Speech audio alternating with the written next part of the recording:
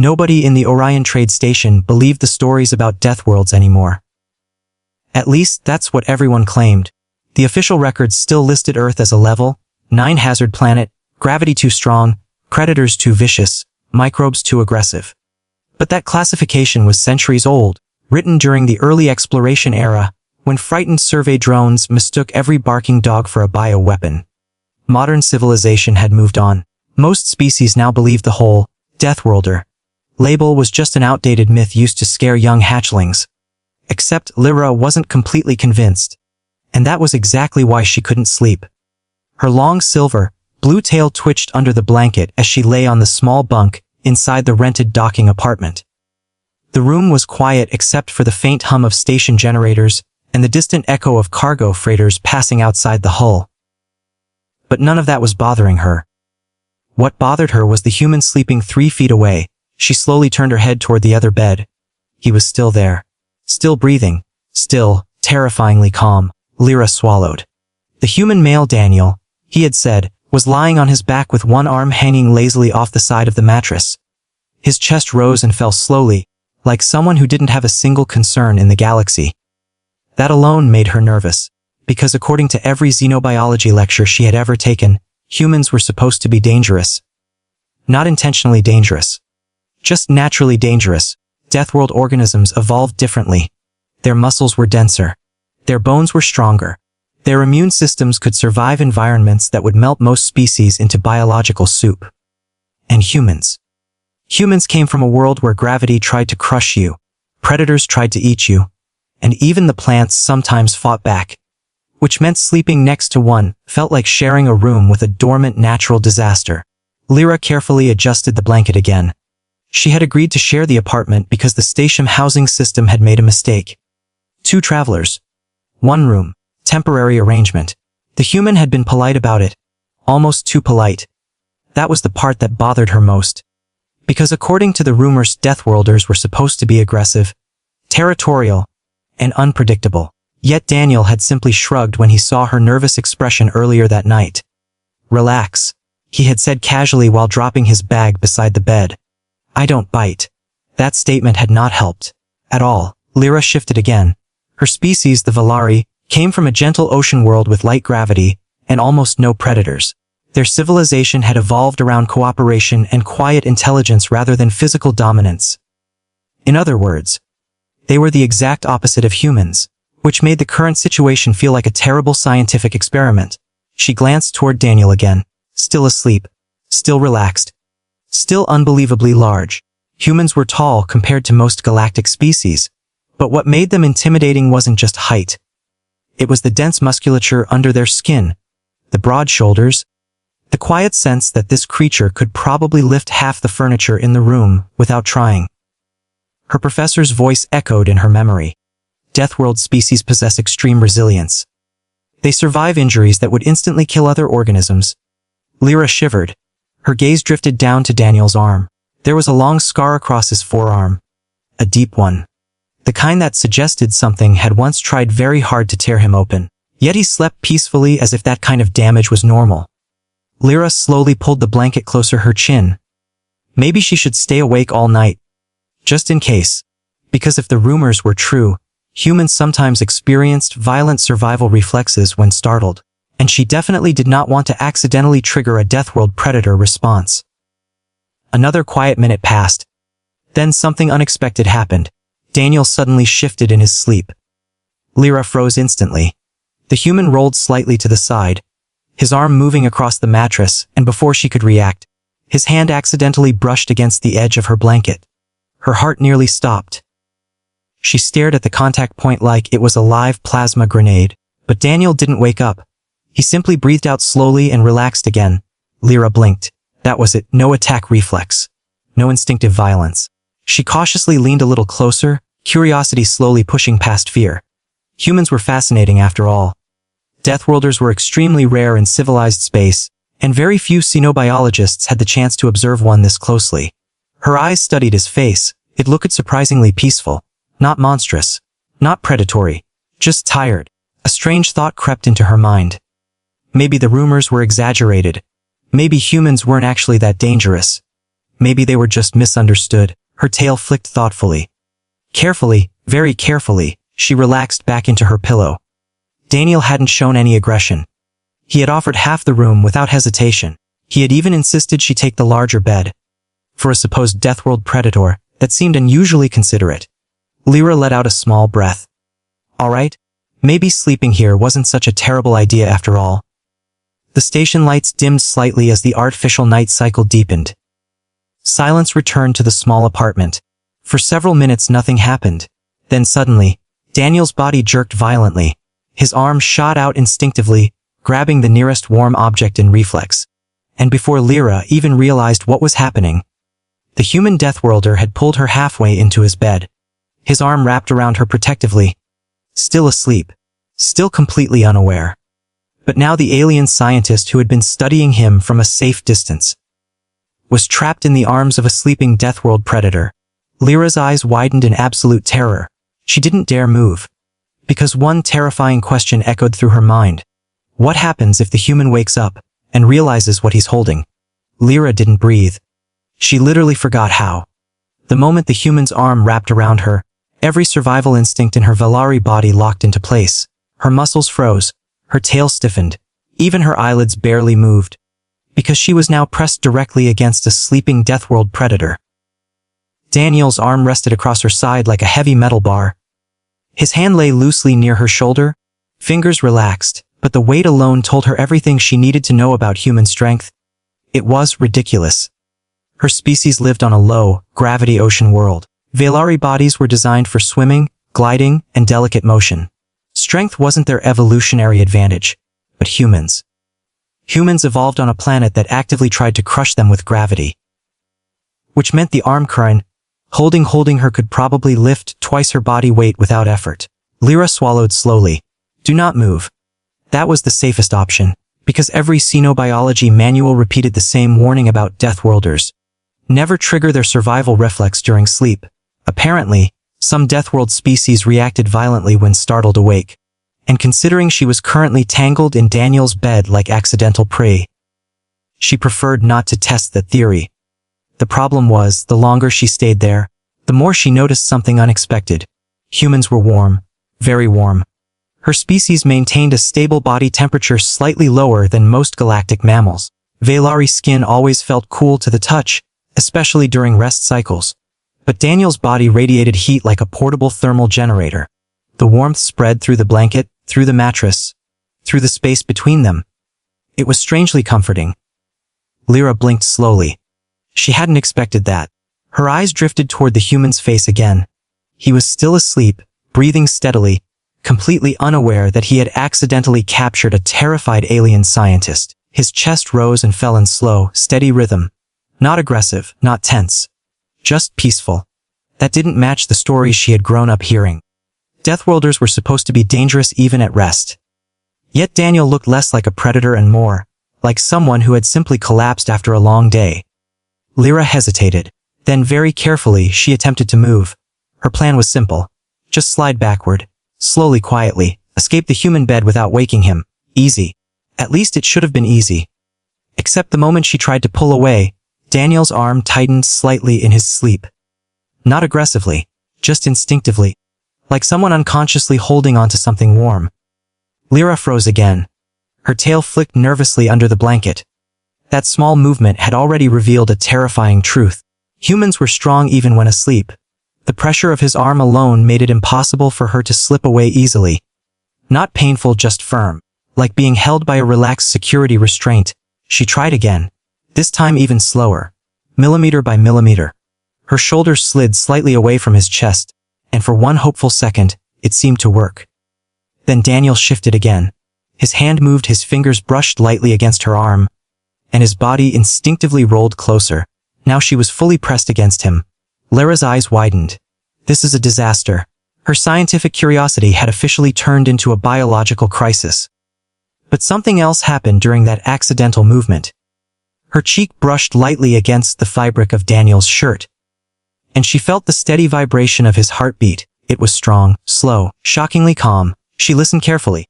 Deathworld predators were supposed to have rapid pulse rates during rest cycles, ready to leap into action at any moment. But Daniel's heartbeat sounded steady and relaxed, like someone completely comfortable with the universe. Which raised a strange question. If humans evolved on such a violent world, how did they learn to sleep so peacefully? Lyra shifted her head slightly, listening to the quiet rhythm. The human didn't react, still asleep, still calm, still holding her like a very confused pillow. Minutes passed, the station lights dimmed further as artificial night deepened. And slowly something unexpected happened. Lyra stopped feeling scared. Instead, she started feeling comfortable. The warmth was nice. The steady breathing was oddly soothing. Even the heavy arm across her side began to feel less like a threat and more like a protective barrier. Her tail relaxed slightly under the blanket. Maybe, just maybe, humans weren't as dangerous as everyone believed. Her professor had once mentioned something unusual about Deathworld species. They formed extremely strong social bonds. Pack instincts, protective behavior. Perhaps that instinct was what caused Daniel to hold on to her during sleep. Not aggression, just unconscious companionship. Lyra studied his sleeping face again. Up close, he looked less intimidating than before. There were small details she hadn't noticed earlier. The faint lines of exhaustion around his eyes, the slight unevenness of his breathing, the relaxed softness that only appeared when someone felt completely safe. It made her realize something strange. Daniel trusted the environment enough to fall into deep sleep, even with a foreign alien in the room. That level of trust was rare in the galaxy. Her tail curled slightly under the blanket. Maybe she had misjudged him. Maybe the humans weren't terrifying Deathworld monsters. Maybe they were just survivors from a harsh planet who learned to be strong and kind at the same time. Her eyelids grew heavy. The warmth didn't help, nor did the steady breathing beside her, or the calm heartbeat under her cheek. Eventually her thoughts slowed, her body relaxed, and despite every logical reason not to, Lyra fell asleep beside the human, curled safely within the arms of the very creature she had feared hours earlier. But somewhere deep in her mind, a tiny voice whispered one last nervous thought. What happens when he wakes up and realizes he's been holding an alien all night? Because if humans truly were Deathworlders, morning might be far more dangerous than night. The first thing Daniel noticed when he started waking up was that something warm was breathing against his chest. At first, his half-asleep brain tried to ignore it. Traveling through space stations often meant strange sleeping conditions. Bad beds, weird gravity cycles, unfamiliar noises. His mind lazily assumed it was just another random comfort from the thin apartment mattress. Then he noticed the second detail. Whatever was against his chest had a tail. His eyes snapped open. For a full 2 seconds, Daniel's brain refused to process what he was seeing. Curled against him, wrapped partially under his arm like a very confused sleeping companion, was the alien woman from the night before. Lyra. Her silver blue hair spilled across his shoulder, her small frame tucked against his side, like she had always belonged there. One arm rested lightly across his shirt while her tail was loosely curled across the blanket between them. She was fast asleep. Daniel blinked slowly. "Kay," he whispered under his breath. "Either I'm still dreaming, or this is about to be very awkward." He carefully glanced down at his arm. Yep. That was definitely his arm holding her. And judging by the position, he had apparently pulled her in the bed sometime during the night. His brain tried to reconstruct the memory. Nothing, just sleep. Great. Daniel sighed quietly. "Don't panic," he muttered to himself. Step 1. Don't wake the alien. Because from what he remembered last night, Lyra had been extremely nervous around him. Every movement he made had caused her to tense up, like he was some kind of walking disaster. Which, to be fair, humans apparently were, according to half the galaxy. The term Deathworlder had followed his species everywhere since humanity joined interstellar civilization. Too strong, too resilient, too unpredictable. In reality, most humans were just normal people trying to survive in space. But reputation didn't care about reality. Daniel slowly tried to lift his arm away.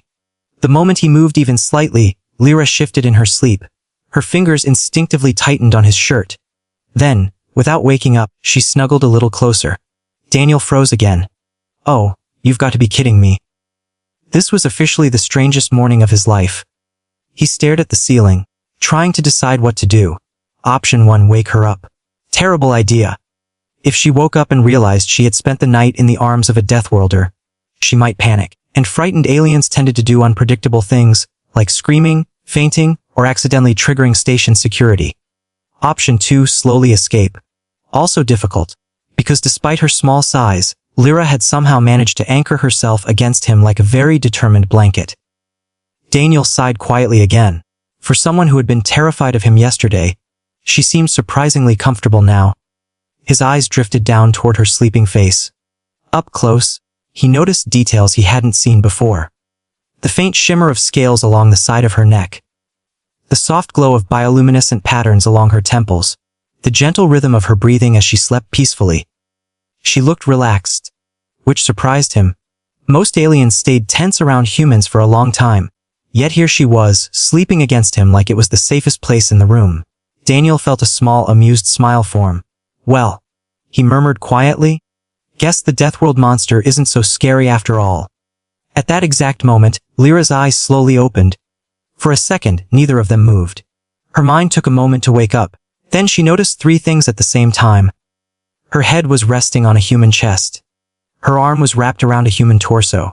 And the human was already awake, looking directly at her. Her pupils expanded instantly. Oh stars!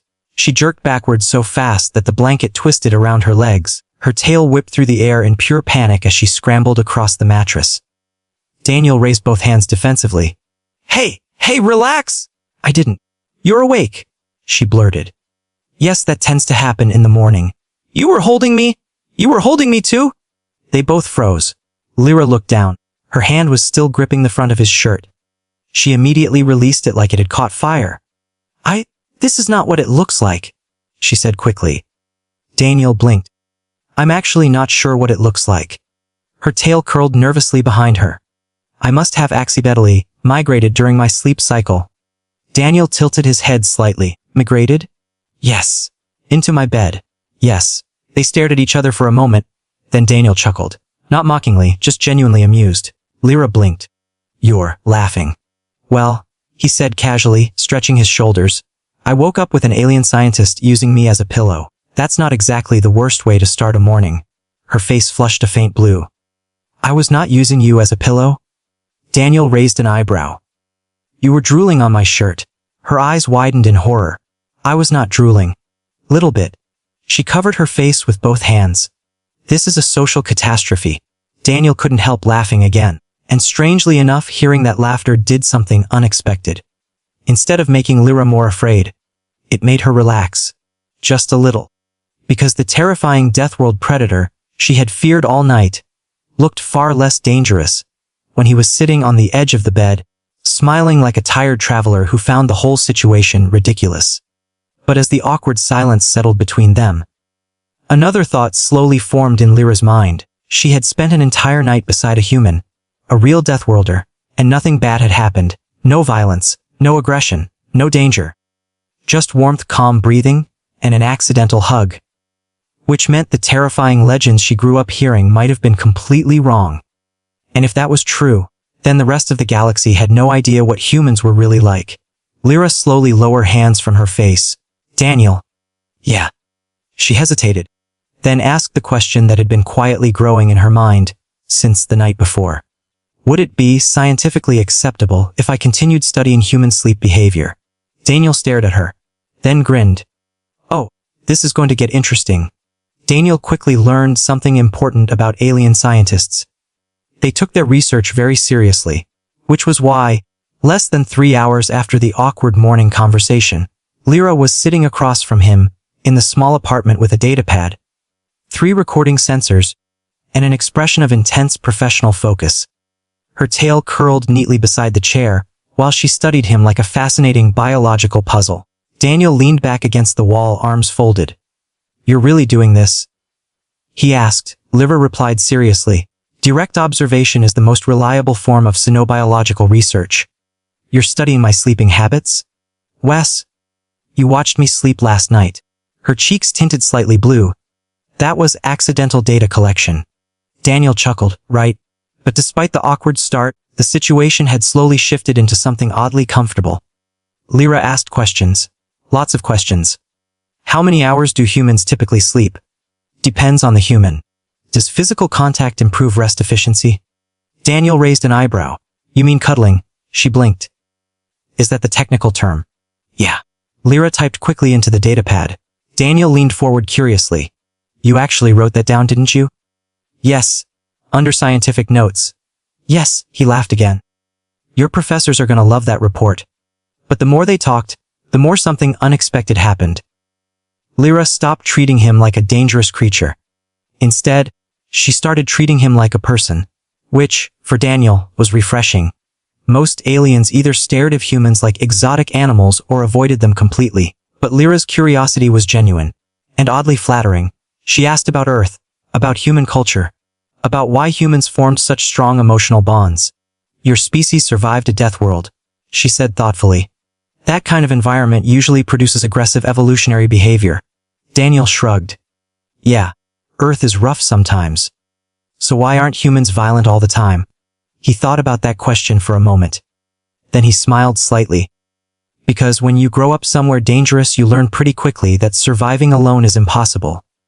Lyra tilted her head. Daniel continued. Humans didn't dominate Earth because we were the strongest, or the fastest, or the most dangerous. So how did you survive? Daniel tapped his chest lightly. Teamwork. Lyra blinked. Pack behavior. Exactly. He gestured casually. On Earth, everything can kill you, weather, animals, diseases, gravity. If humans didn't look out for each other, we wouldn't have lasted long. Lyra slowly processed that. The idea shifted something inside her understanding of Deathworld species. Because the galaxy assumed something simple. Dangerous planets created dangerous creatures. But maybe the truth was different. Maybe harsh worlds created cooperative survivors. Her datapad chimed softly. She glanced down at it, then froze. Daniel noticed immediately. What's wrong? Lyra hesitated, then turned the screen toward him. A message from the Valerie Xenobiology Council filled the display.